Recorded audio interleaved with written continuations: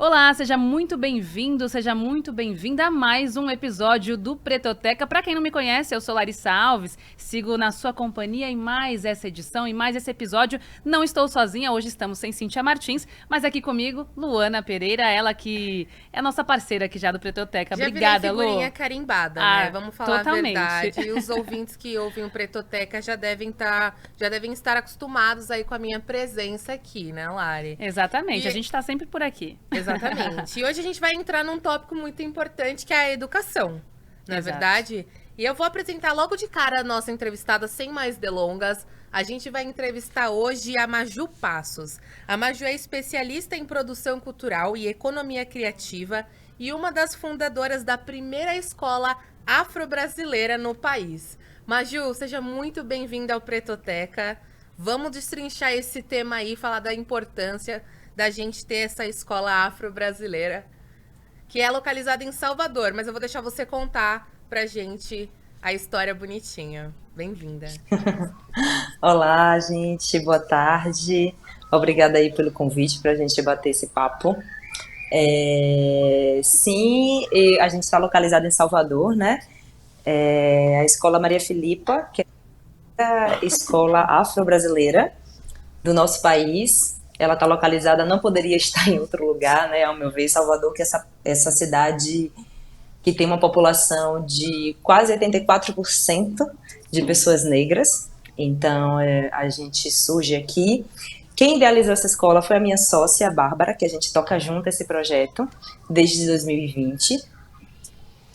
E ela idealizou essa escola, né, no momento em que ela se vê mãe e nessa busca de que escola, de que espaço educacional ela iria criar, educar a filha dela, né, sem que passasse pelo que pessoas negras passam, no geral, na maioria das escolas, uma vez que, apesar da lei, né, que exige que exige, né, o ensino afro-brasileiro nas escolas já ter 20 anos, ela não é aplicada na maioria das escolas. Então, nesse intuito de criar um espaço onde positivasse a história de pessoas negras e não o contrário, a Maria Filipa surge.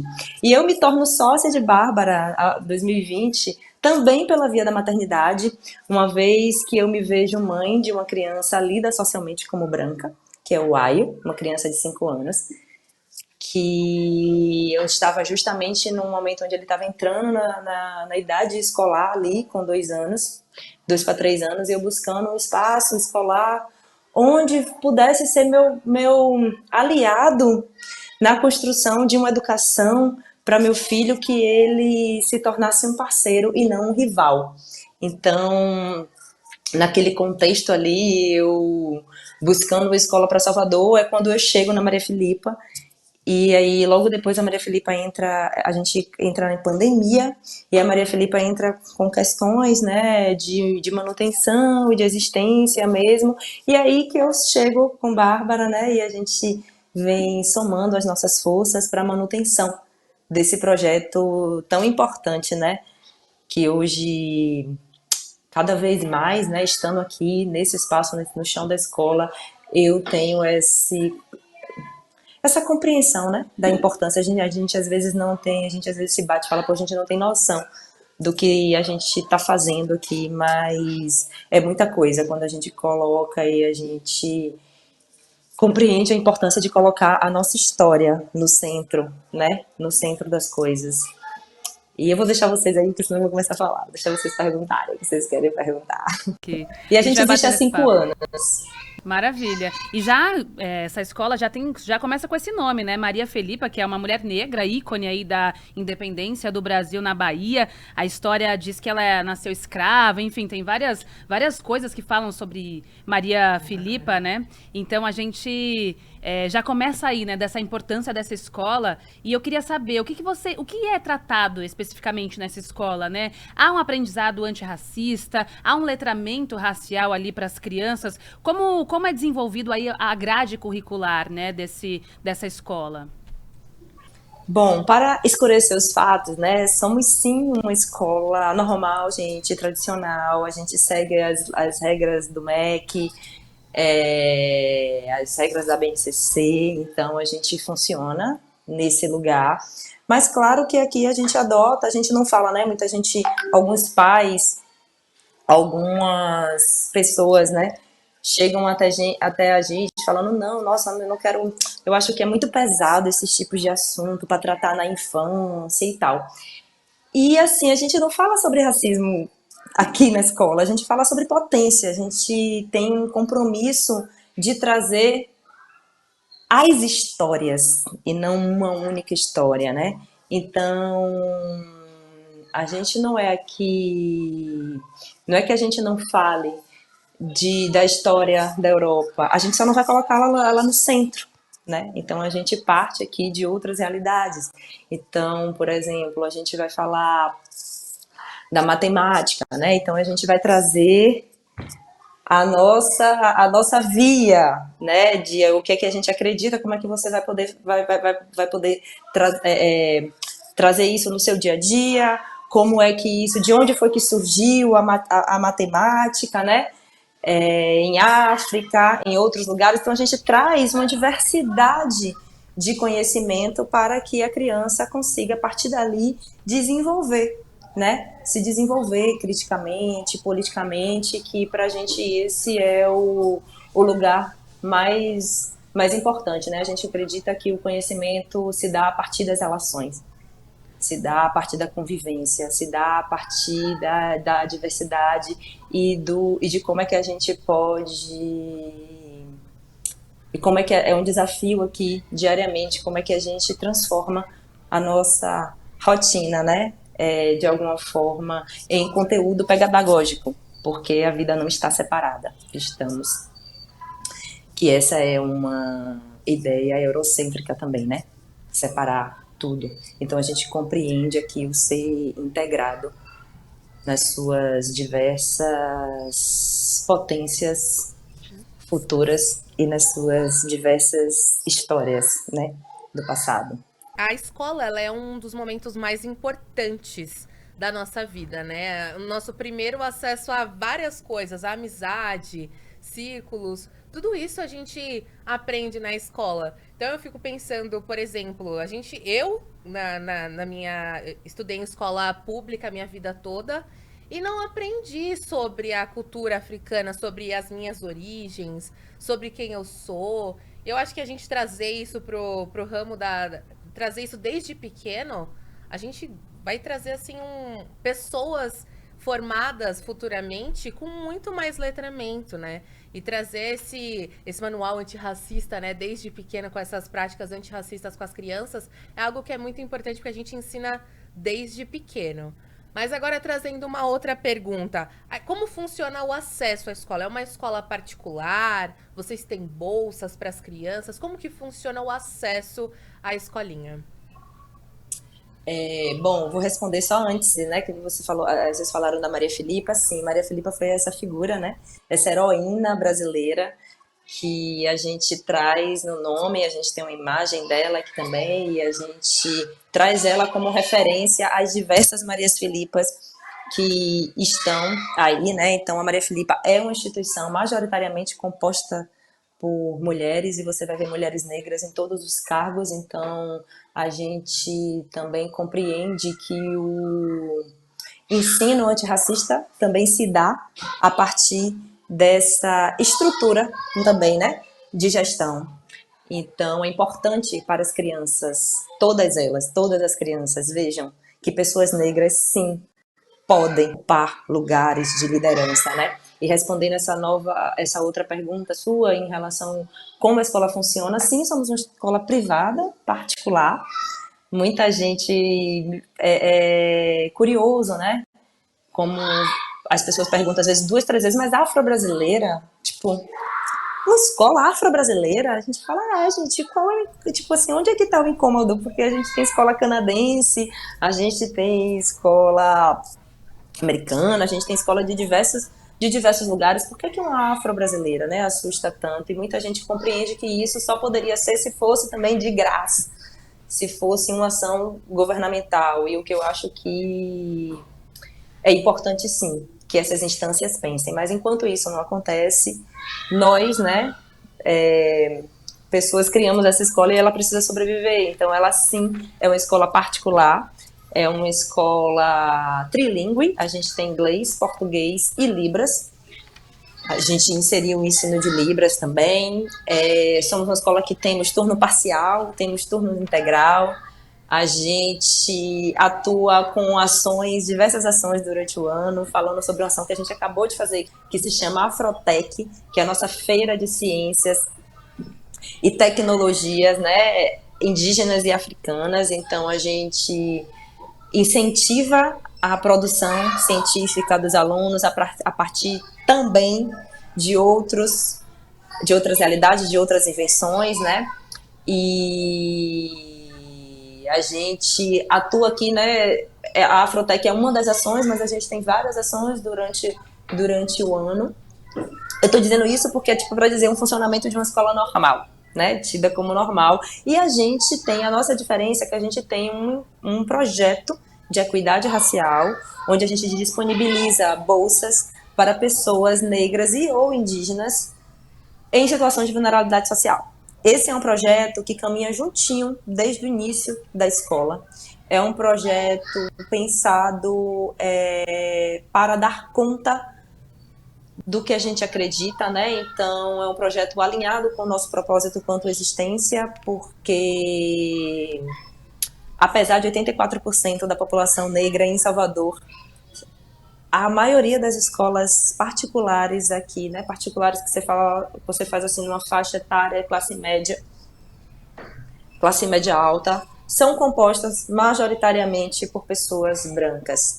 E isso não foi diferente da Maria Filipa. Então, quando a Maria Filipa abre, ela abre com pessoas majoritariamente brancas, né? E aí o programa vem logo no início mesmo para equalizar isso e possibilitar. Hoje a gente já tem isso mais equalizado.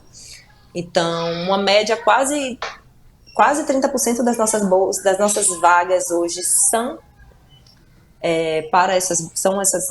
são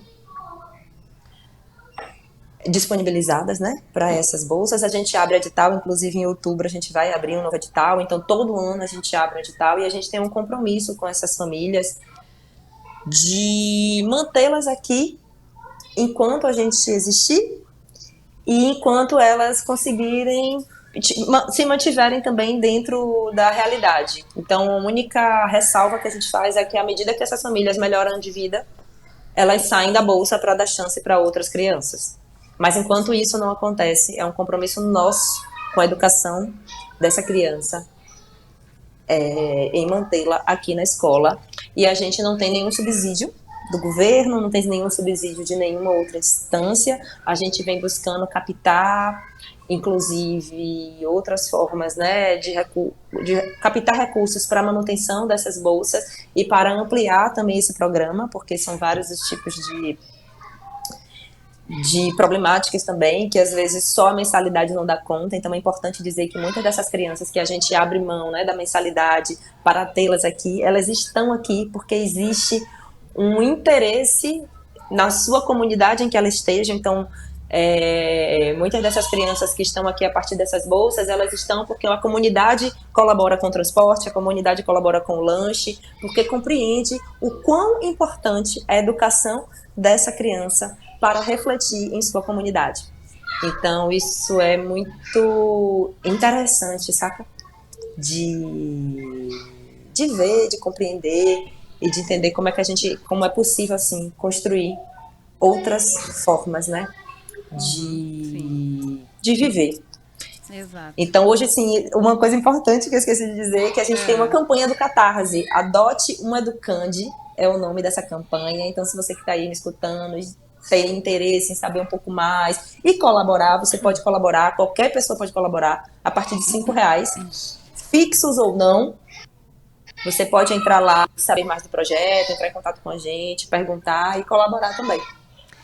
Maravilha, Maju. Eu queria voltar um pouquinho sobre o ensino ainda, porque como, eu queria saber como é que esses pais chegam até vocês, né? Eu dei uma olhadinha no site da escola e eu vi que tem vários depoimentos ali muito bonitos dos pais ali, né? Falando que buscavam um ambiente que fosse seguro, confortável para os seus filhos. E o que eu percebo é que muitos deles trazem até mesmo uma bagagem pessoal para quando vai procurar uma escola como essa, que tá ali comprometida em ensinar também, fora um pouco dos padrões eurocentristas e tudo mais, né? Que tem esse compromisso com a lei que você mesma citou, aquela lei 10.639, que obriga escolas de ensino fundamental, ensino médio a ensinarem a história da cultura africana, afro-brasileira. Então, vocês têm esse compromisso, né? E a gente vê que, pelos depoimentos, que os pais, eles trazem bagagens até mesmo pessoais para quando vai procurar a escola para os filhos, né? E eu queria saber como que esses pais chegam a vocês, né? E quais são as histórias por trás disso, né? Eu sei que todos nós que somos pretos, que já vivemos muitas coisas na nossa vida, a gente sabe o que passamos, carregamos, né, certas histórias. Eu queria saber como que esses pais chegam a vocês e que tipo de histórias vêm por trás disso quando eles procuram uma vaga ali para os filhos deles. Ai, bom, são diversas histórias, né? A começar por mim, por Bárbara, que eu falei um pouquinho, como o se tornar mãe, né? Falo do meu lugar, mas se tornar, tipo, responsável por uma criança modifica a gente. E com certeza, a partir das nossas memórias, a gente vai buscar outras coisas, né, para as nossas crianças. Então, assim, a gente tem muitos. Tem pais que são conscientizados, né? Por exemplo, as famílias brancas daqui da nossa escola, que são pessoas, na sua grande maioria, que têm essa consciência da importância da diversidade. Então, quando a gente fala também de uma educação antirracista, a gente está falando de uma educação que está aberta, que comemora, que celebra a diversidade, né? Que não vê aquilo como algo que a gente precisa se preparar para lidar. A gente vê isso, tipo assim, é a realidade, gente. É a realidade, então vamos entender como é que a gente se relaciona com ela, se modifica com ela, para daí também a gente modificar. Então, tem as famílias brancas que têm essa parte mais consciente mesmo do seu lugar e quer possibilitar uma educação mais crítica para seus filhos. Tem as famílias pretas que já passaram por uma série de situações, sejam elas mesmas ou as suas próprias crianças. Então, a gente tem crianças aqui, para você ter ideia, que passaram por situações racistas, muitas que passaram por situações racistas nas escolas, e a dificuldade de muita escola nomear isso, né? Ou compreender que o racismo existe. E a gente fala também que aqui também a gente não está salvo. A gente está atenta. E é esse o convite que a gente faz para as outras instituições também, quando a gente dá consultoria, cada vez mais as pessoas vêm procurar a gente nesse intuito de falar, poxa, vocês já estão trabalhando nisso há 5 anos, como é? Como é que a gente faz? Então, é importante, assim, dou sempre eu sempre quando falo, eu sempre falo assim para as gestoras, os gestores, as pessoas que estão em liderança nas outras escolas também, para terem um olhar atento, gente, porque o racismo atravessa a capacidade de desenvolvimento dessa criança e da mesma forma que ela pode ser negativa, ela pode ser positiva, ser bem trabalhada, que é o que a gente aponta aqui na Maria Filipa, né? Que a gente vai trazer para as potências. A gente não vai ficar falando aqui de racismo, a gente não vai ficar falando aqui das desigualdades, a gente não vai ficar falando aqui das diferenças, mas a gente vai falar sobre para onde é que a gente pode ir com isso, né? Onde é que ir, para que futuro a nossa realidade pode ir, a gente olha para isso juntas. Então, infelizmente, a gente recebe sim muitos pais e mães com histórias de crianças que passaram por situações assim de... Deixa eu pensar aqui em história de, tipo, criança que a escola cortou o cabelo sem pedir autorização da mãe e do pai, sabe? Nossa. Crianças que... A gente, na época da pandemia, quando abriu, né, essa possibilidade do estudo remoto, a Maria Filipa teve famílias de outros estados. A gente teve representações de 6 estados diferentes do Brasil. Então a gente teve São Paulo, Aracaju, Rio Grande do Sul, Rio de Janeiro, Minas, enfim, a gente teve 6 estados, né, aqui dentro da escola. E quando a gente abre isso, para mim, por exemplo, foi não uma surpresa, né, mas assim, eu falo, nossa, é algo que aqui na Bahia, a gente, como somos uma população, né, maior, eu sinto que a gente está um pouco mais avançado, talvez, na discussão, mas os depoimentos que a gente ouvia das famílias de fora daqui, assim, são depoimentos também, assim, assustadores, né? Então é isso, como você falou, a Lei 10.639 está aí há 20 anos, gente. E ela não é sequer, não só, não tem um interesse das escolas, não existe uma fiscalização de nenhuma parte. Então por isso que eu convido os pais, sobretudo os pais de crianças negras que estão em escolas onde isso não é uma pauta, ouçam, cuidado com as nuances, porque começa de uma forma pequena mesmo, coisas de da gente notar, inclusive aqui dentro da escola, a dificuldade às vezes de ver as crianças brancas terem mais colo do que as crianças negras, sabe? Da gente ter que observar isso e falar, isso tem que mudar, porque o racismo, ele atravessa o nosso dia a dia, atravessa as nossas atitudes. Então, tem atitudes como essa que eu te falei do cabelo, mas tem aquelas atitudes do coleguinha que exclui, do outro que não dá o lanche, do outro que diz que que ainda se fala desse lugar do cabelo, né? Do cabelo do bombril, de que é sujo, de que é fedendo, enfim. Então, são muitas. Exatamente, então são várias essas histórias da família, até o currículo pedagógico, né, que você vê ainda nos livros aí sendo ilustrados, tendo ilustrações que completamente desnecessárias, né, para os dias de hoje, deslocadas do nível de conhecimento que a gente chegou dos dias de hoje. Então são muitas as histórias aqui, eu tô tendo esse cuidado Sim. de dar uma peneirada também, porque a gente está lidando com as vidas, né? Sim. Mas um tempo atrás a gente teve uma reunião com o 2º ano, que a nossa turma do 2º ano é a turma da galerinha que começou, quando a escola começou, né? Então é o pessoal que já está aqui com a gente há 5 anos. E eu ouvi um depoimento de um pai super bonito falando sobre como a filha dele interviu em uma situação de uma brincadeira racista, né? Então, como realmente a gente vê hoje que o que a gente está fazendo está dando resultado no que se diz respeito ao desenvolvimento crítico, pessoal, humanitário dessa criança, que o resto, que aí essa é uma pergunta também, sim, tá, tudo bem, vocês estão, né, trabalhando isso, mas e o conteúdo, e a criança vai saber escrever quando, e os marcos regulatórios. E aí a gente fala, bom, isso aí vai de cada criança, né? A gente acompanha individualmente porque não está deslocado. Então, uma criança... então, a gente acredita que o mais, tipo assim, quanto mais íntegra essa criança esteja, quanto mais ela entenda sobre ela, sobre a existência dela no mundo, com os outros, aí ela consegue desenvolver, ela consegue fazer o cálculo dela, ela consegue fazer, enfim, seguir dentro do conhecimento que lhe for mais interessante, né? Exato, porque essa é a importância da escola, né? A escola é uma grande formadora de caráter ali, de personalidade.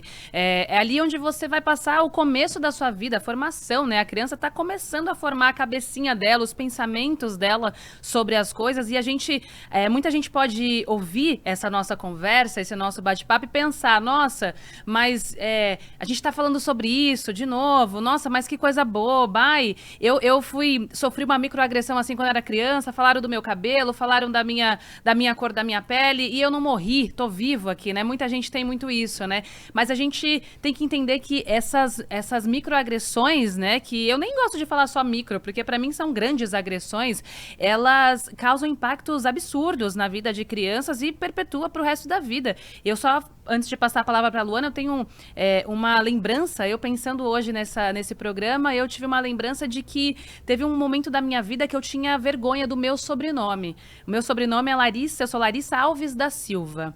E quando eu era muito novinha, eu comecei a ter vergonha do meu sobrenome. Porque eu falava assim, nossa, eu tinha amigos que tinham sobrenomes italianos. Ai, eu tinha uma amiga que tinha um sobrenome húngaro, que é Cui, né? Uma amiga muito grande minha, e o avô dela era húngaro. E aí eu falava, nossa, todo mundo com um sobrenome super bonito, né? Europeu, ali, né? De vários lugares. E eu com esse sobrenome, Alves da Silva. Eu comecei a ter vergonha durante um tempo da minha vida do meu sobrenome. E por quê? Porque ali eu não tive contato na escola de aprender certas coisas, aprender a origem do meu próprio nome. Eu nem sei de onde vem, né? E você fica assim, a gente dá muita bola pro eurocentrismo, como a gente já comentou aqui. Coisas que parecem muito pequenas causam traumas ali na vida da pessoa que a gente não... inimagináveis, né? E vai até ali na maternidade também, né, Maju? Vou até passar a palavra pra Luana aqui, pra falar um pouquinho mais da sua história. Eu penso que a gente inserir esse letramento racial para as crianças desde pequena é muito importante. Porque, por exemplo, falando por mim, eu sou uma mulher preta, mas eu demorei muitos anos para me entender como uma mulher preta. Porque até no meu período escolar, eu tava sempre rodeada das amigas loiras que eram escolhidas para ser as noivinhas em festa junina. Eu nunca fui a menina escolhida. Eu nunca fui dita como a protagonista da peça de teatro. Era sempre a desculpa de, sua voz é melhor, você vai ser a narradora. Então a gente nunca se viu naquele lugar de protagonismo, né? E então a gente ter esse letramento, saber aonde a gente pode chegar, que é uma coisa que a Maju até pontuou, que a gente não vai ficar falando aqui sobre desigualdade, sobre isso. A gente vai falar aonde você pode chegar. Aonde uma pessoa preta pode chegar hoje em dia? Ela pode chegar onde ela quiser, né? E a gente precisa ensinar isso para as nossas crianças, a autoestima de uma criança preta. A gente precisa estimular isso nessas crianças. Então, buscando também um pouco essa história, mas eu queria saber de você. Como foi para você crescer dentro de um ambiente escolar onde você não teve um letramento racial? Eu consigo compreender os efeitos da falta do letramento racial na minha vida a partir do momento em que eu fui buscar esse letramento racial, que veio muito junto com a minha maternidade, né? Eu considero que antes de Ayo eu não tinha a noção do que é ser uma mulher negra nessa sociedade, justamente porque eu venho de uma família, né? Minha mãe é branca, meu pai é negro, e eu tive acesso a escolas particulares, onde eu sempre fui a única cota, ou a poucas, tem 3, 4, mas não tá no meio, né? Então eu fui aquela adolescente, a criança que fez o balé na academia sendo a única, a adolescente que fez intercâmbio sendo a única, a que estudou nessas escolas particulares e era uma minoria ali. Então eu consigo compreender os efeitos disso, da falta, né, de representatividade na minha autonomia mesmo, né, na minha vida profissional. Como eu tive que ter acesso, como entender também a minha história me fortalece. Eu tenho gostado de falar mais sobre isso, sabe, Lua? Tipo, agora mesmo eu acabei de fazer um trabalho, hoje eu sou gestora da escola aqui, né, eu sou sócia gestora, mas eu sou artista e sou formada em dança. Então eu sou artista educadora e estava apresentando um trabalho, né, tipo, na Europa, e fiquei percebendo isso, né? Quando eu cheguei lá, né, eu falei, nossa, isso que você falou, tipo, da vergonha do nome, eu agora que eu fui entender, conversando com os europeus, que eles conhecem os tataravós, eles sabem a história dele lá desde o início. A minha história se encerra no meu avô, não sei mais quem, sabe? Soube que minha avó veio laçada, minha bisavó veio laçada de um lugar. Eu tenho uma parte da parte de minha mãe que é alemã, mas também que não se sabe exatamente. Então, os efeitos disso na nossa existência, que eu acho que é a questão, sabe? Porque a gente começa a acreditar que a gente é menor mesmo, a gente começa a acreditar que a gente é inferior, a gente não se vê nos lugares de poder, sobretudo aqui em Salvador, com uma população negra tão extensa, você olhar para um lado, olhar para o outro e não se ver, me fez acreditar que eu também não poderia ocupar esses espaços de poder, esses espaços de liderança, mesmo em algumas situações estando neles. E essa é uma questão para mim até hoje, meninas. Até hoje, mesmo sendo, recentemente mesmo eu participei de um evento, né, de empresários, e eu fui convidada, né, fui convidada lá como empresária, e a pessoa mesmo, né, a líder lá que chegou a me convidar, chegou em algum momento, me perguntou se eu era funcionária de alguma das unidades, né, que eles estavam lá falando. Eu falei, não, eu tô aqui como empresária, né, não é para empresário aqui, então, tipo assim. Mas hoje eu me sinto fortalecida, inclusive, de responder essa pessoa, de falar, não, eu não sou funcionária, não é nada, né, por uma questão de poder ser ou não poder ser, mas a questão é que aqui é um almoço para empresários, eu quero ser tratada como uma empresária, né?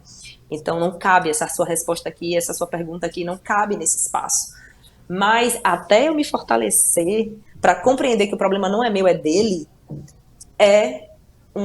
foi, né, e é ainda, né, uma construção que a gente vai fazendo, vai colocando aos pouquinhos para a gente entender. Então, o que eu falo para as meninas daqui da escola, para as crianças, para os meninos, enfim, no geral, é isso, não duvide de si, não duvide da sua capacidade, sabe? A gente pode ir muito longe, a gente pode ser muito mais do que disseram que a gente podia, do que falam ainda até hoje, né? Até hoje. Então, os efeitos da colonização ainda está aqui, está mesmo nisso que eles falam que é micro, que não é micro, mas também estão nos macros, né? Porque quando eu começo essa discussão com qualquer pessoa que ainda acha, porque a gente recebe de um tudo, né, gente? Gente que acha legal, gente que acha um sonho, e é nisso que a gente se apoia, porque a Maria Filipa só existe porque tem muita gente afim que esse projeto aconteça. Mas também a gente recebe do lado de lá, né, falando, nossa, pra que isso? Vocês estão dividindo, eu não acho certo, eu não acho nanã. E aí eu me pergunto, né,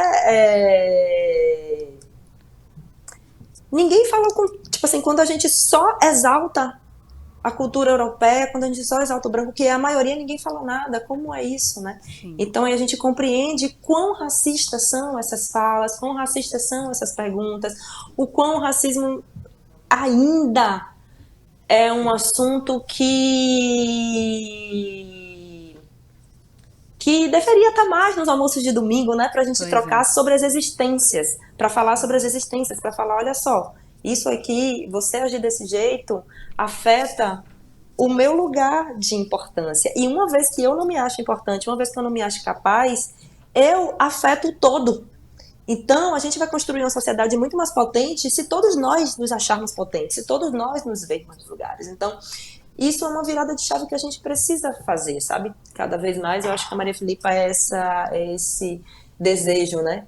Essa construção dessa utopia real é o que a gente tenta aqui diariamente nesse projeto. Maju, você falou sobre essa questão da divisão. A Maria Filipa tem alunos brancos também, certo? Sim, com certeza. Meu filho é uma criança lida socialmente como branca. Ele é fruto de uma relação interracial. Então, ele tem um cabelo mais clarinho, ele tem uma pele clara. Então, tipo...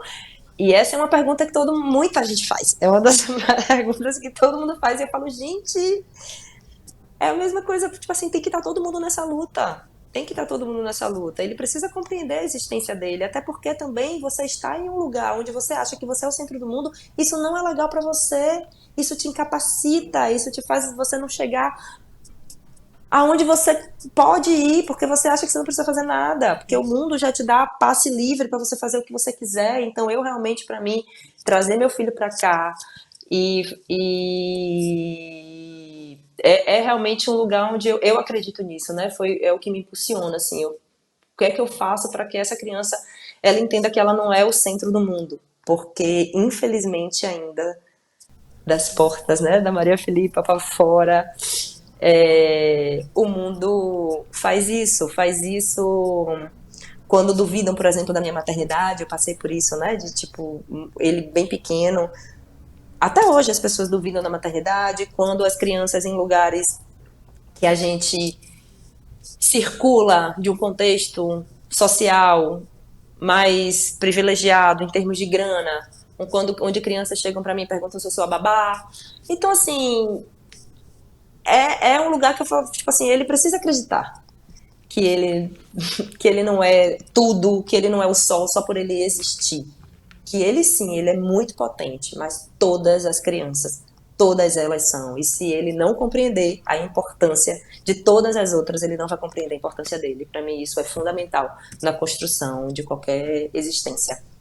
Isso é muito bonito, viu, Maju? Porque a gente fala sobre a escola, sobre essa iniciativa, esse projeto, e aí logo as pessoas pensam, é voltado ali só para crianças pretas, para crianças de famílias pretas, mas o letramento racial a gente sabe que não é voltado apenas para as pessoas pretas. Na verdade, quanto mais pessoas forem letradas racialmente, a gente consegue combater mais firmemente casos de racismo, enfim, esses certos episódios que a gente precisa enfrentar todos os dias. Para a gente encerrar, Maju, eu só queria perguntar para você se vocês têm uma vontade de expandir esse projeto aí para outros estados. Vocês estão aí em Salvador, vocês na Bahia. Se vocês pensam em aumentar esse projeto mesmo, atingir cada vez mais gente, porque é um projeto realmente muito bonito, é uma iniciativa muito importante, né?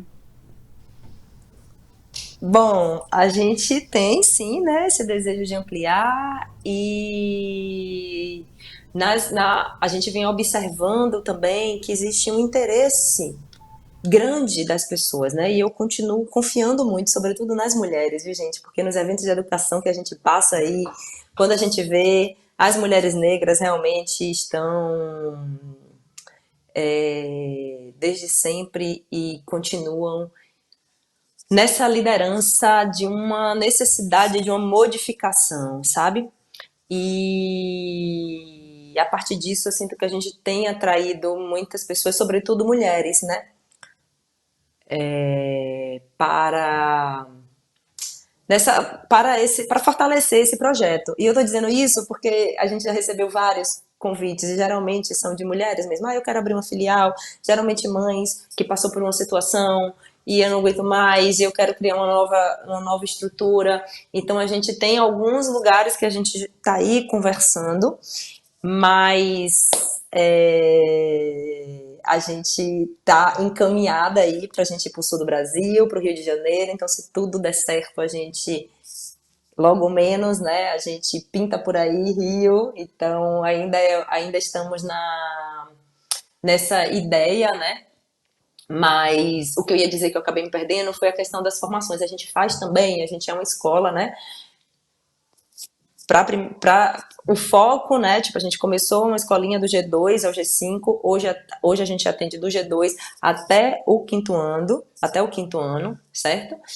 E a gente também faz consultorias e a gente formou, o que eu queria dizer sobre essa formação, a gente já passou pelos nossos cursos de formação, mais de 3.000 pessoas, né? Então essas pessoas estão, o que eu quero dizer é isso, né? Estão disseminando de alguma forma essa experiência, estão disseminando, estão buscando estrategicamente em seus espaços trazer essa pauta. Então isso acho que então cada ação que chega na gente falando, olha só, eu consegui, eu sinto que é a Maria Filipa atuando por aí no Brasil afora. Então isso também nos faz sentir contemplada em questão de estrutura.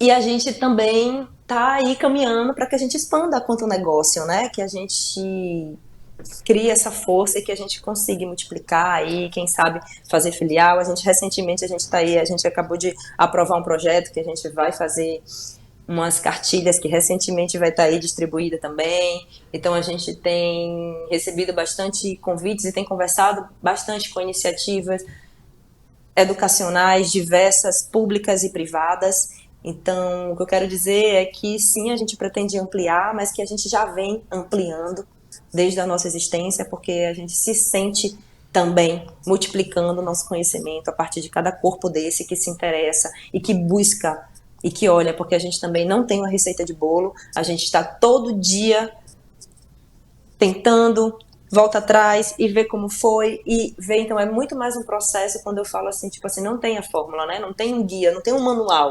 Pode existir até referências, Mas o principal é estar afim, o principal é compreender a consciência da mudança e ver quais são as vias possíveis para que elas aconteçam da forma que elas precisam acontecer, que é diariamente, aos poucos.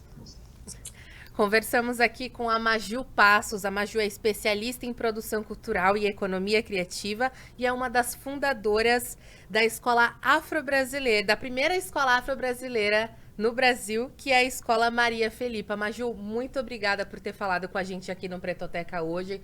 Muito obrigada também por trazer essas idealizações, de nos mostrar que é possível, né, a educação ter esse manual antirracista e a gente ensinar desde pequeno que a gente pode sim. Obrigada por ter falado com a gente aqui hoje.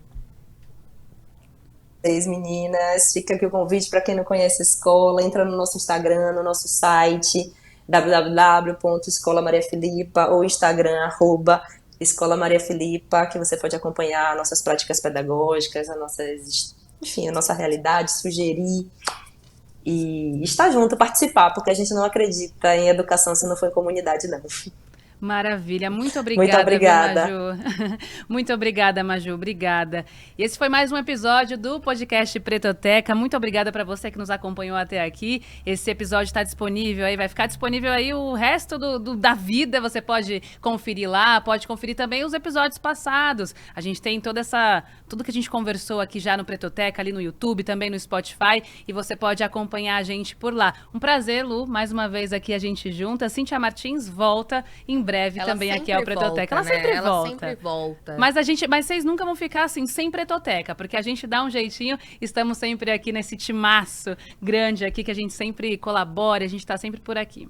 Obrigada, Lari. Obrigada a vocês que ouvem o Pretoteca. E como a Lari falou, não deixem de assistir os episódios anteriores. Nossa playlist está recheada de muita gente legal que você precisa conhecer. Até logo. Maravilha, um beijão.